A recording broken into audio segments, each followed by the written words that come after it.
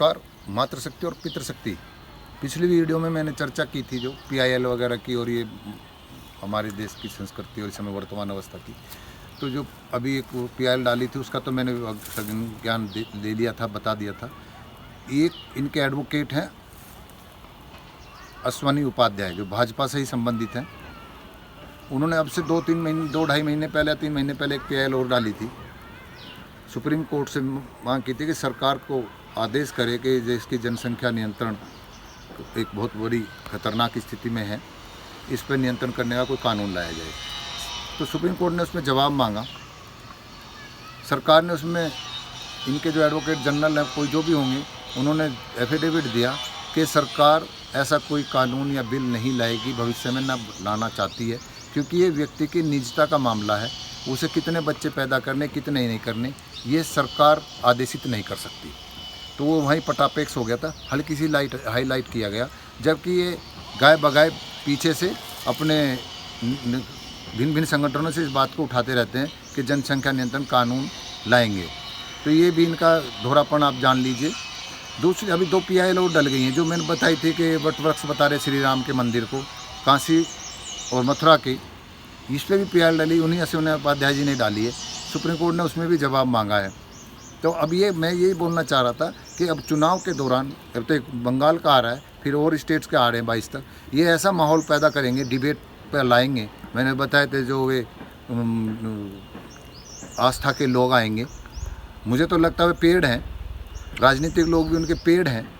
तो वो जो अल्लाह के बंदे बताते हैं, तो यहाँ के क्वेश्चन मार्क खड़ा हो जाता है कि भैया कैसे अल्लाह के बंदे हैं। यानी कि आप ये कहना कि जो हमारी आस्था के मानने वाले लोग हैं वे सभी अच्छे हैं, नहीं हैं। ऊपर वाला सबको देख रहा है, तो ये कह देना कि हम ही श्रेष्ठ हैं या हमारा हर व्यक्ति श्रेष्ठ है, ऐसा नहीं है। तो इस पे भी आप क्वेश्चन मार्क है, इनका बहिष्कार करें ऐसे लोगों का, और इनसे अपील भी करें कि आप ऐसी कोई अवस्था ना पैदा करें। आप खुद भी देख रहे होंगे 7 साल में, पिछले साल 7 साल से, हालांकि पुरानों की भी गलती है, आप उसमें पूर्व की भी वीडियो में दोहरा चुका हूँ कि आपकी जिन्होंने पैरोकारी की है, आपकी गलत बात को बढ़ावा देने के जो लंबरदार बने हैं, वे आज आपके ऐसी अवस्था में बोल नहीं पा रहे। आप हर जगह संदिग्ध खड़े दिखाई देते हो, और वे जो नेता हैं उनकी ज़बान नहीं खुल रही है, आपके धार्मिक गुरुओं की, आपके धार्मिक नेताओं की भी, और अन्य जो आपकी पैरोकारी करते थे, आज इस अवस्था में है कि वे सरकार के जो अत्याचार हैं, धार्मिक अत्याचार कहूँ, जातीय अत्याचार कहूँ, क्षेत्रीय अत्याचार कहूँ, सब पे एक बुरी तरह से हावी है।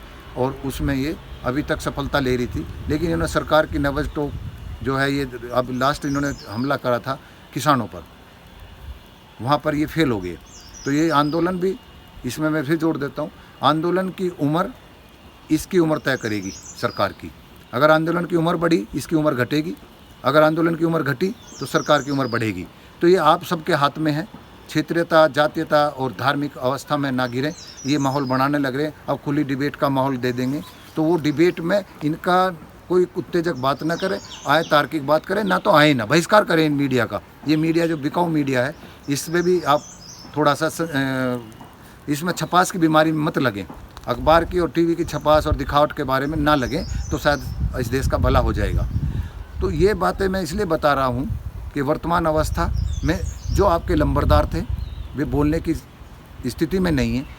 क्योंकि मैं फिर बोलता हूँ, अक्सर मेरी वीडियो में देखना, मैं कहता हूँ कोई भी ऐसी अपनी आदतों को कमज़ोरी मत बनाइए, चाहे धन की इच्छा की हो, खाने की इच्छा हो, कि आप इतना गिर जाएं या ताकत के नशे में इतना उसमें लिप्त हो जाएं कि आपकी कमज़ोरी दूसरा पकड़ ले।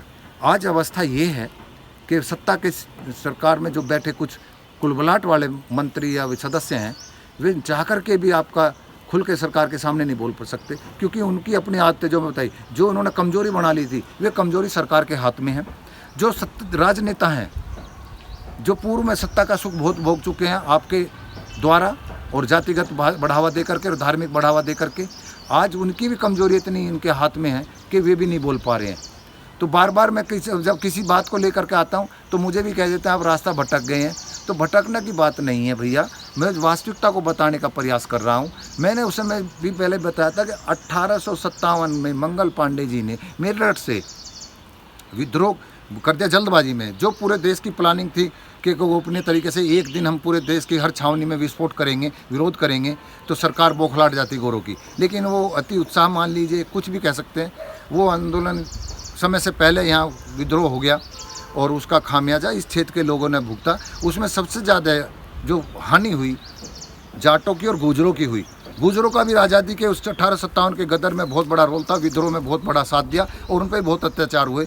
तो मैं जो बताता हूँ कि अलिखित 20 लाख व्यक्ति उस दौरान दिल्ली के आसपास पश्चिम यूपी, हरियाणा, पंजाब में मारे गए थे। उनमें जाट गुजर सबसे ज़्यादा थे और उन्हीं का इतिहास छुपाया गया है और सब चुप बैठे थे। तो गुजरों का भी बहुत बड़ा रोल है हमारे देश में। और यहाँ तक बता दूँ, ये मेरे भाई हैं, मेरा खून है, हमारे गोत्र समान है, हमारी नस्ल समान है, हमारे कार्य समान है। तो ये पता नहीं क्यों भेदभाव में बटे हुए हैं। आप वापस लौट जाओ, बड़ा सोचो, हम सब सप्तऋषियों की संतान हैं, मत ऐसा सोचिए। और ये सप्तऋषियों की संतान से जैसे मैं बता दूं, इसमें एक और मैं थोड़ा सा प्रकाश डाल देता हूं कि मैंने इससे पिछली वीडियो में बताया था कि सीरिया के पास ओलप्पो एक जगह है जहां से 3000 साल लगभग पूर्व मूर्ति पूजा के उपासक थे। तो उसके बाद में जब परिवर्तन होने लगा, तब ये जब वप के चक्कर में हमारा पतन हुआ, तो जब कहते हैं कि बाबर आए या जो भी आए, उसमें हम भी इन्वेटर ही हैं। इनके औरों के कारण तो हम भी इन्वेटर माने जाते हैं, क्योंकि थोड़ा चेहरे मोहरे का फ़र्क है।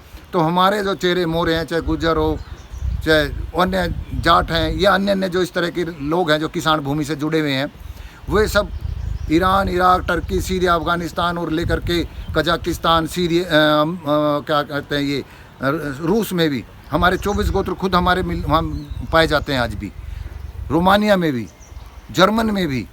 तो हम इन्वेटर का हमारी ये जो वैदिक आस्था ये बहुत बड़ी थी।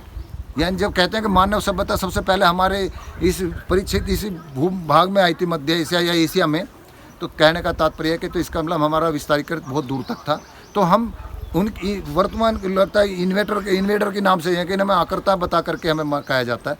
तो उस समय हम उस आस्था को हमने स्वीकार नहीं करा, लेकिन इस आस्था में, जिस आस्था को आज हम मानते हैं, हमारे पुरखे मान रहे हैं, उसी आस्था में हम उस समय ऐसे जैसे उस अब की वर्तमान की उस आस्था के जो धार्मिक मुस्लिम आस्था के मानने वाले लोग हैं, हिंदू राजाओं के सेनापति रहे हैं, बहुत बड़े लड़ाकर रहे हैं, तो लोग आस्था वे दूसरी मांगते थे।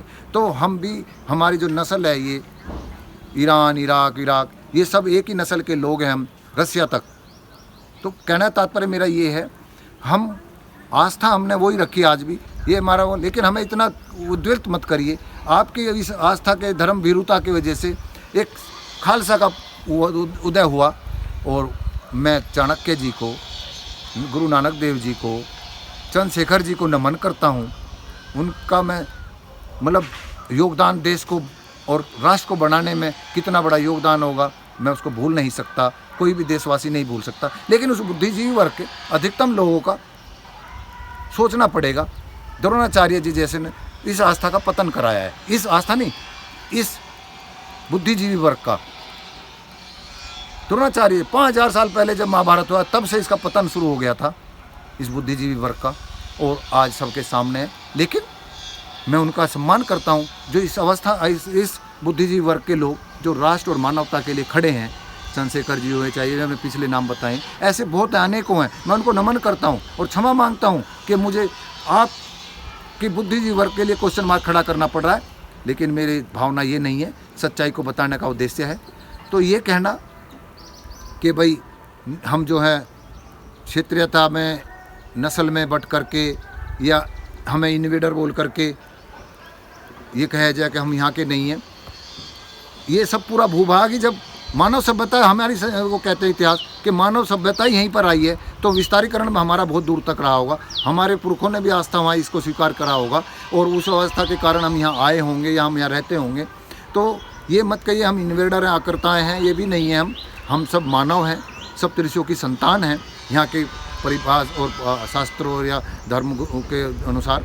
तो इन बात को स्वीकार कर लीजिए और एक दूसरे का सहयोग करिए, बड़ा सोचिए, बड़े बनिए, और देश को जाति और क्षेत्रीयता के आधार पर सत्ता कुछ दिन चल सकती है, इसका विनाश होगा। ऐसा अगर चलता रहा, उन लोगों का भी विनाश होगा जो ऐसे करते रहे हैं। आप जो इन्वेडर आए और जिन्होंने यहाँ पर अत्याचार करे, आज कहाँ हैं, वजूद में नहीं है, तो वो भी जान लीजिए। जो पूंजीपति उस समय जिनकी वजह से यहाँ देश ने 12 साल अपमान झेला, वो पूंजीपति भी नहीं है, वो भी परिवर्तन हुआ है। तो परिवर्तन करना है तो सम्मान के साथ करें, बढ़ाने के साथ करें, विस्तार के साथ करें, विनाश के साथ ना करें। सत्ता के लिए जाति धर्म क्षेत्र में मत बांटें। इस सरकार की तीव्रता को तीव्र गति से इस तरफ ले जाना कि पूंजीवाद को बढ़ावा देना और पूंजी के बलबूते पे सबको गुलाम रखना।